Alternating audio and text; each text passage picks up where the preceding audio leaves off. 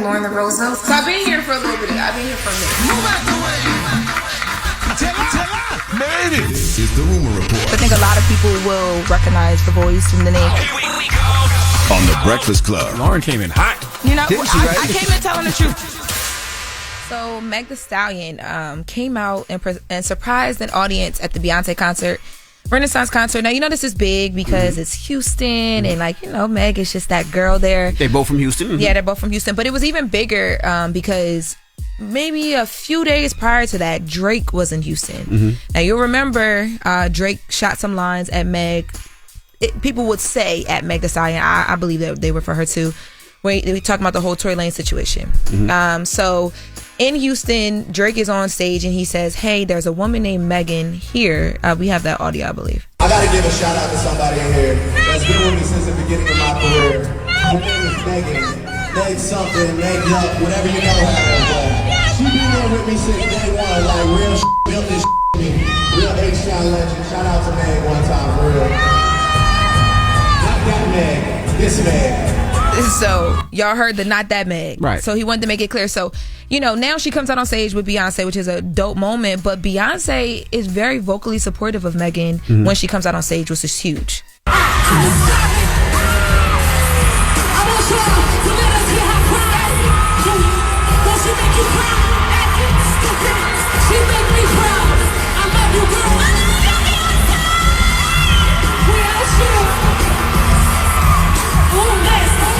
She says, "Don't she make y'all proud? She makes me proud." Mm-hmm. And a lot of fans online, a lot of the Beehive were talking about the fact that you don't really hear Beyonce come out and, like, you know, "I'm proud, I love you." Mm-hmm. And I think that she made a point in doing so because of after the year that Meg Thee Stallion has had.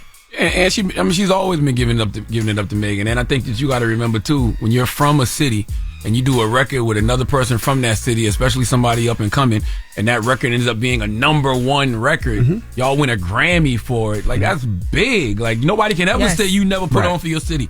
You know what I'm saying? Like, Beyonce put on for Houston in a real way. Mm-hmm. You know, that's one of the things that artists always get, right? Not even just artists, anybody that's successful from an area, they want to, well, who you giving back to? Who you helping out? Right. Like, Beyonce gave Meg a major look by getting on Savage Remix. 100%. I just think, too, for someone to be as big as Beyonce, it's like what she did with Lizzo, where at first they were like, "Oh, she took Lizzo's name out the song," and then she made it a point to send Lizzo some love. To see an artist as big as her take that stance is always going to be like a thing as well, too. You know what else I was thinking, too? And it's just me, because I'm a trans fatty. I was sitting around thinking to myself, I wonder if Beyonce ate Trill burgers before she went on stage or after.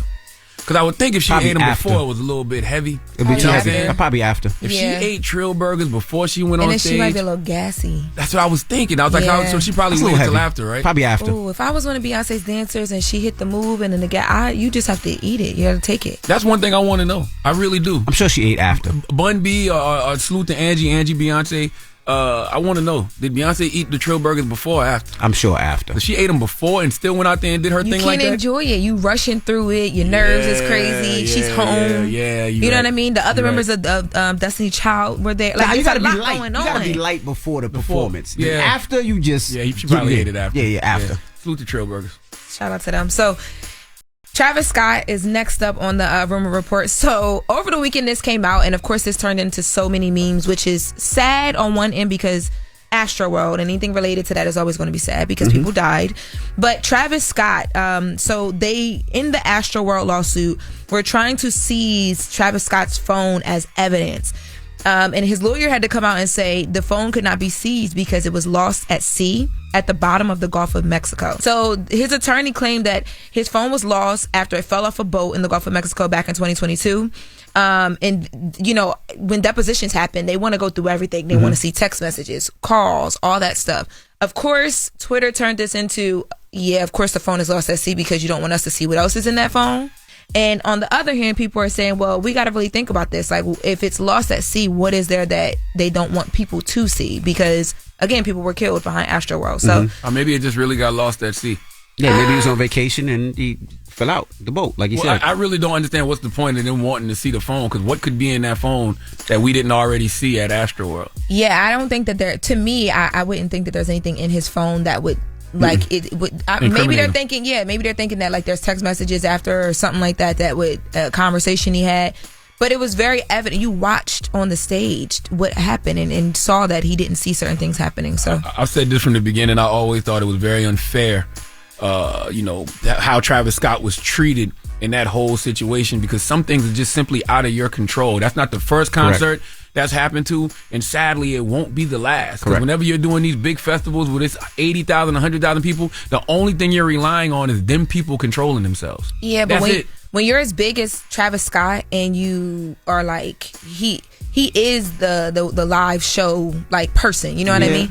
Sometimes they make a target out. I wouldn't say a target, because people died. That's unfair. You got to understand that too. Like, they want someone to answer for that. But not even you're that. the biggest in the world right now. When it's a name, when it's a celebrity attached, it gets more media, it gets more press, it makes it bigger. Because that's the exactly real what issue it is. here is with this. There's so many layers before it got to Travis Scott. Correct. That's Absolutely. where the real issue is. But we wouldn't even care to talk about this if Travis Scott's name wasn't attached to it. Correct. So it's just one of those falls. What Lauren said is absolutely true. It's so many people that had to fail at Astroworld in order for that situation to happen. Yep. Like, so it's just like, I always thought it was unfair, all the flack that Travis got. Like, that he was not the sole responsibility of that situation. You take the good with the bad, though. And then just to clarify, because some people were saying, well, why is the phone not backed up? You know, you could plug your phone in and back it up all the time. So Travis Scott's attorney said that his phone wasn't backed up at the time because they were worried about hacking concerns and didn't want any content of his phone to ever be released. So, Sounds so right they to won't me. get that phone. All right. Well, that is your rumor report. So let's get to the mix. I'm going to start off with some Usher. Of course, he's doing the halftime show at the Super Bowl this year, so it's only right that we start the mix off with Usher on this Monday. It's the Breakfast Club. Good morning. Wake that ass up. In the morning. The Breakfast Club.